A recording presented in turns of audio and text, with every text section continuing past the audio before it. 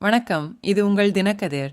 தமிழ்நாட்டின் கொத்தகோட்டையில் 12ஆம் வகுப்பு மாணவி ஒருவர் அரசு பேருந்து நிறுத்தத்தில் நிற்காததால் அதன் பின்னால் ஓட வேண்டிய கட்டாயம் ஏற்பட்டது. செவ்வாய்க்கிழமை காலை 8 மணியளவில் தேர்வு மையத்திற்கு சென்று கொண்டிருந்தபோது இந்த சம்பவம் நடந்தது. பேருந்தின் பின்னால் வந்த மோட்டார் சைக்கிள் ஓட்டுநர் ஒருவர் அந்த தருணத்தை வீடியோவில் படம் பிடித்தார். அதில் அந்த பெண் ஓடும் வாகனத்தின் பின்னால் ஓடிச் சென்று இறுதியாக அது நின்று அவரை ஏற அனுமதித்தது காட்டப்பட்டது. இந்த சம்பவத்தின் வீடியோ விரைவாக வைரலானதால் போக்குவரத்துத் துறையினர் விரைவான நடவடிக்கை எடுத்தனர். நிரந்தர ஊழியரான பேருந்து ஓட்டுநர் எஸ். முனிராஜ் இடைநீக்கம் செய்யப்பட்டார். அதே நேரத்தில் நடத்துனர் அசோக்குமார், தற்காலிக ஒப்பந்த ஊழியர், பணியிலிருந்து நீக்கப்பட்டார். நிர்ணயிக்கப்பட்ட நிறுத்தத்தில் ஓட்டுநர் நிறுத்தத் தவறியது மாணவிக்கு ஆபத்தை விளைவித்தது மற்றும் விதிமுறைகளை மீறியதாக அதிகாரிகள் வலியுறுத்தினர். ஆதாரங்களின்படி அந்த பெண் நிம்மியம்பட்டு அரசு மேல்நிலைப் பள்ளியில் படிக்கிறார்.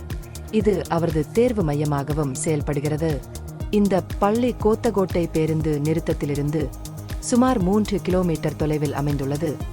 இதனால் அவர் போன்ற மாணவர்களுக்கு பொது போக்குவரத்து அவசியமாகிறது. நம்பகமான போக்குவரத்தை உறுதி செய்வதன் முக்கியத்துவத்தை, குறிப்பாக வாரிய தேர்வுகள் போன்ற முக்கியமான நேரங்களில் அவரது நிலைமை எடுத்துக்காட்டுகிறது.